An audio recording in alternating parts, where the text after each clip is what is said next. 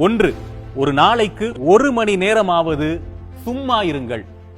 நீங்கள் சும்மா இருங்கள் என்று பொருள்படுவது தொலைக்காட்சி பார்ப்பதோ, பேஸ்புக் பார்ப்பதோ, யூடியூப் பார்ப்பதோ, அல்லது சமூக வலைதளங்களில் உலாவுவதோ, வாட்ஸ்அப், வைபர் போன்ற விடயங்களில் ஏனையவர்களுடன் பேசுவதோ, இது எதுவுமே அதற்குள் அடங்காது. ஒரு நாளைக்கு 1 மணி நேரமாவது சும்மா இருங்கள். அவ்வாறு சும்மா இருக்கின்ற அந்த நேரம் இருளாக இருந்தால் ரொம்ப நல்லது, அதுவே தியானமாக இருந்தால் இன்னும் நல்லது. 2, உங்கள் மனதிற்கு எது தோன்றினாலும் இது சரி என்று உங்கள் ஆழ்மனது சொன்னால் 2 முறை சிந்திக்காதீர்கள். உடனடியாக அதை செய்து விடுங்கள். விளைவுகளை பிறகு பார்க்கலாம். உங்கள் ஆழ்மனதுக்கு அது சரியாகப்பட வேண்டும். 3, எந்த ஒரு விடயத்தையும் 3வது கண் கொண்டு பாருங்கள்.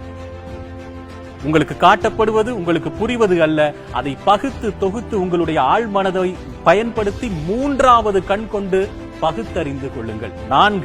4 பேர் என்ன நினைப்பார்கள் என்று நினைப்பதை முதலில் மாற்றுங்கள். அவர்களுக்காக வாழ்வதை முதலில் நிறுத்துங்கள். காரணம், இந்த 4 பேர் என்பவர்கள் காலத்துக்கு காலம் மாறிக்கொண்டே இருப்பார்கள். 6 வயதிலே, சிறு வயதிலே நாங்கள் விளையாடும் போது 4 பேர் என்ன நினைப்பார்கள் என்று ஒரு விளையாட்டை செய்யாமல் போகிறோம் அல்லவா? அந்த 4 பேர் அடுத்த 10 வயதில் இருக்க மாட்டார்கள். 18 வயதிலே ஒரு பெண்ணை காதலிக்கின்றேன், அந்த பெண் எனக்கு பிடித்திருக்கிறது, அவளை திருமணம் செய்து கொண்டால் என் வாழ்க்கை இனிமையாக இருக்கும் என்று நான் நம்பும் போது 4 பேர் என்ன நினைப்பார்கள் என்று ஒதுங்குகிறோமா? 30 வயதில் திருமணமும் நடந்திருக்காது, அந்த 4 பேரும் இருக்க மாட்டார்கள். ஆகவே 4வது 4 பேர் என்ன நினைப்பார்கள் என்பதை நினைத்து வாழ்வதை முதலில் தவிருங்கள். 5, பஞ்சபூதங்களால் இந்த உலகம் ஆக்கப்பட்டிருக்கிறது. இந்த பஞ்சபூதங்களும் நிலம், நீர், காற்று, ஆகாயம், தீ என்ற இந்த 5 பூதங்களும் மனித உடலான எங்களுக்குள்ளும் இருக்கிறது என்பதை புரிந்து கொள்ளுங்கள். உங்கள் குழந்தைகளுக்கு புரிய வையுங்கள். சரியா?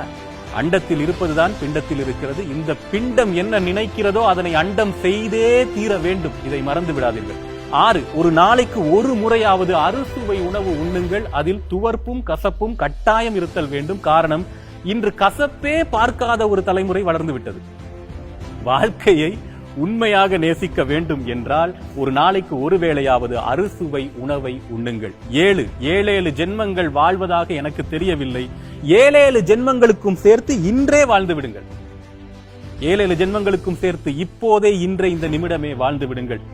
8, இரவு 8 மணிக்கெல்லாம் என்ன அவசரமாக இருந்தாலும் சரி, என்ன தேவையாக இருந்தாலும் சரி, எவ்வளவு பெரிய பிரச்சனையாக இருந்தாலும் சரி, உங்களுடைய தொலைபேசியை, உங்களுடைய செல்போனை, உங்களுடைய கேஜெட்டை, உங்களுடைய லேப்டாப்பை, உங்களுடைய தொலைக்காட்சியை எல்லாவற்றையுமே நிறுத்திவிட்டு தூக்கி தூர போட்டு விடுங்கள்.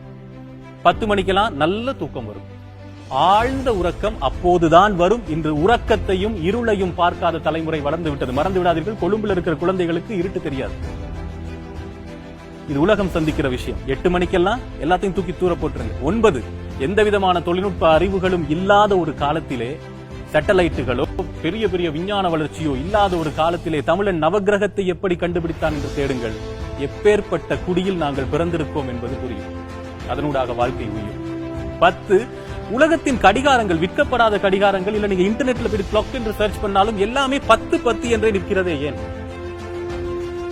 விற்கப்படாத கடிகாரங்கள் எல்லாமே 10 நிறுத்தி வைக்கப்பட்டிருக்கும். அது ஏன் என்று தேடுங்கள். இந்த உலகம் யாரால் இயக்கப்படுகிறது, ஏன் இயங்குகிறது என்ற மொத்த வரலாறும் திரும்ப வரும். இந்த 10ஐயும் நான் வாழ்வியல் அனுபவத்தில் எனக்கு தெரிந்து கொண்ட விடயங்கள் அத்தனையும் உங்களிடம் சமர்ப்பித்து அந்த காலம் இந்த காலம் நிகழ்ச்சியிலிருந்து இன்று விடைபெறுகிறேன்.